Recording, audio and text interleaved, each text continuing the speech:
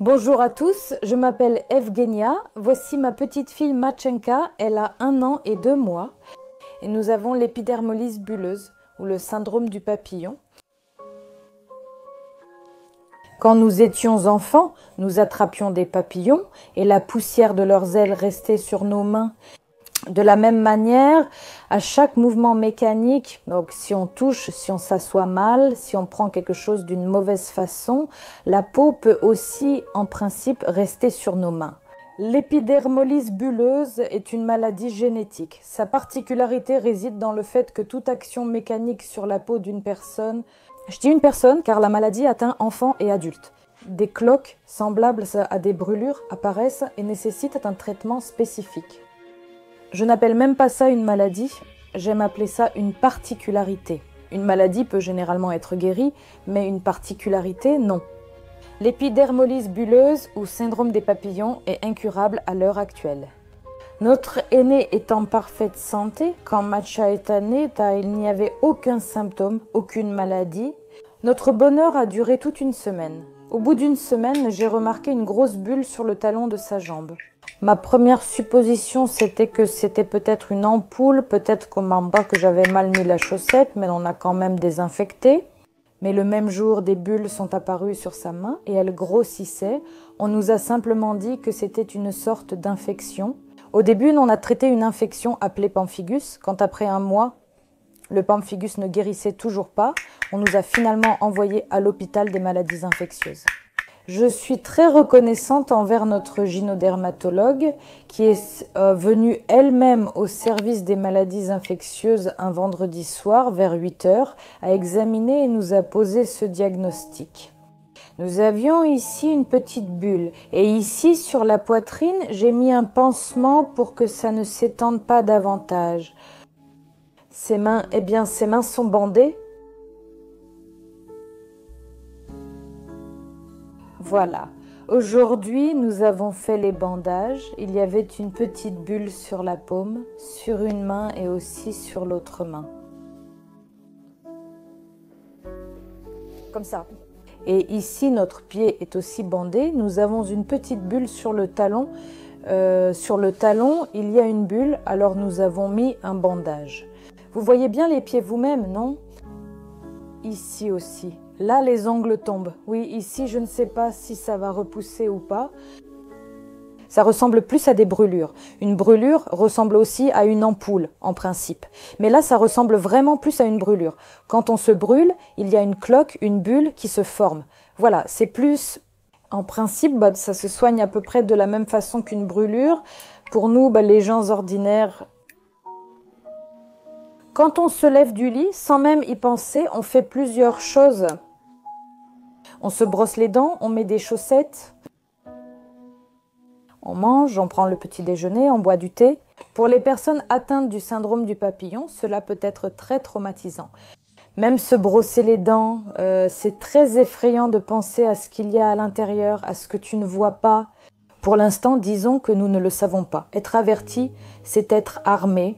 C'est une maladie du tissu conjonctif. Des sténoses de l'œsophage surviennent souvent. Qu'est-ce qu'une sténose de l'œsophage? Lorsque nous avalons de la nourriture, elle passe par l'œsophage. Chez les enfants, cela peut provoquer une poche. Après avoir déplacé la peau, un ulcère puis une plaie et plusieurs cicatrices sont apparues, entraînant progressivement un rétrécissement de l'œsophage. Oui, nous avons des dents. Elles sont encore en place pour l'instant, mais elles commencent déjà à noircir petit à petit. Disons-le ainsi, les ongles, les cheveux, les dents, c'est aussi du collagène. Les dents sortent. S'il n'y a pas assez de collagène là-bas, elles se détruisent aussi. Et nous y sommes exposés, voilà.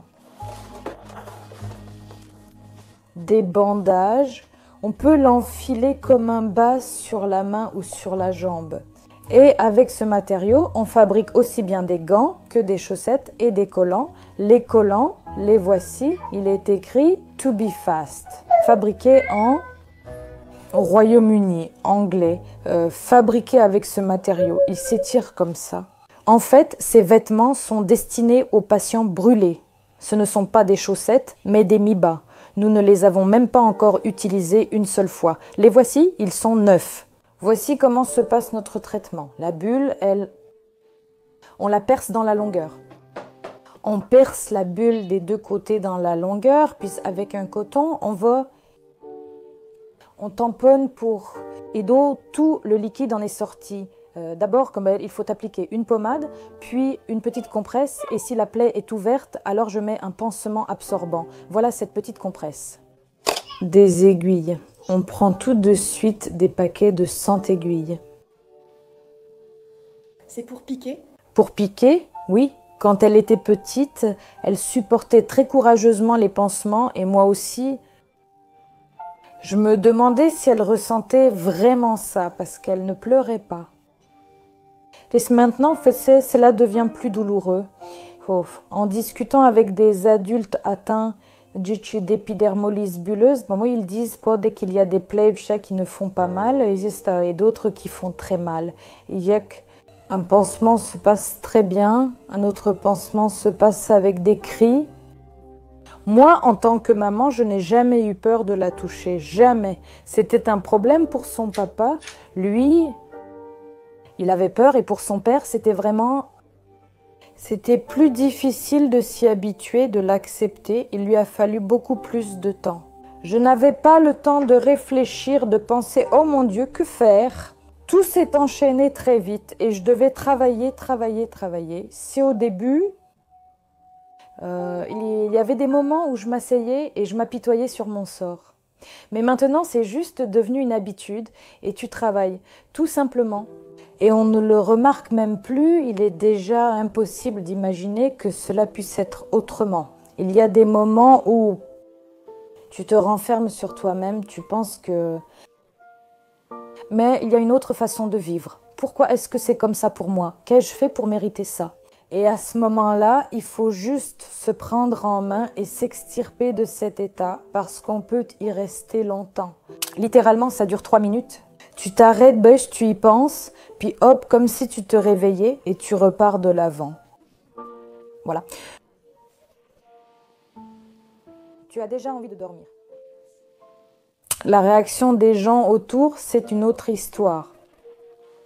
Dans ta tête, à l'intérieur de toi, il faut changer le fait que l'opinion des autres, c'est l'opinion des autres. Et si tu ne peux pas influencer la situation, il faut changer ta façon de la voir.